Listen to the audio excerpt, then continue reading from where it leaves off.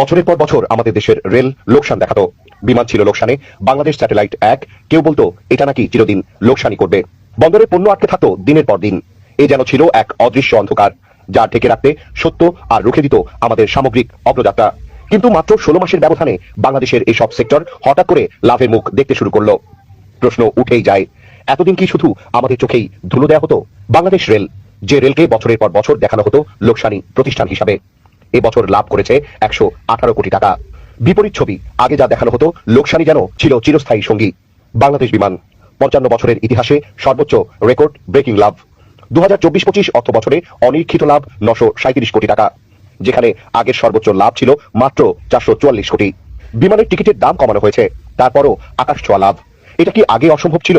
না, সমস্যা ছিল ওপরে ওপরে লোকসান, ভেতরে ভেতরে লুটপাট।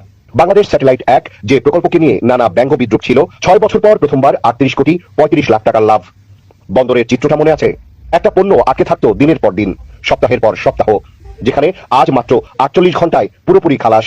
বিশ্বাস করুন, বাংলাদেশের সবচেয়ে বড় সমস্যা দারিদ্র নয়, প্রাকৃতিক সম্পদের অভাব নয়, সবচেয়ে বড় সমস্যা দুর্নীতি। আমাদের দেশে দুর্নীতি হয়েছে উচ্চ পর্যায় থেকে নিম্ন পর্যায়ে, শুধু ব্যতিক্রম বাদে। চতুর্থ শ্রেণীর কর্মচারী থেকে প্রথম শ্রেণীর কর্মকর্তা অনেকে দুর্নীতির মাধ্যমে রাতারাতি সম্পদশালী হয়েছেন। এমপি মন্ত্রীরাও এর বাইরে ছিলেন না। আমলা, রাজনীতি, ব্যবসায়ী মিলেমিশে তৈরি করেছে এক দুর্নীতির সাম্রাজ্য। আর আজ যখন দেশ একটু একটু করে শৃঙ্খলায় ফিরছে, যখন দুর্নীতির বিরুদ্ধে কথা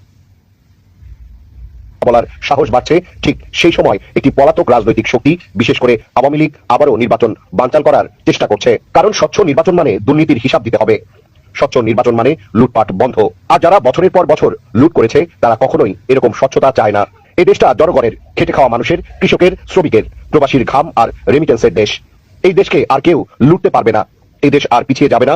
দুর্নীতির বিরুদ্ধে গণতন্ত্রের পক্ষে এবার দাঁড়ানোর সময় এসেছে। দুর্নীতিকে না বলুন, অন্যায়কে না বলুন, স্বচ্ছ নির্বাচন, সুশাসন এবং ন্যায়ের পক্ষে দাঁড়ান। কারণ বাংলাদেশে আমাদের বাঁচতে হলে বাংলাদেশকে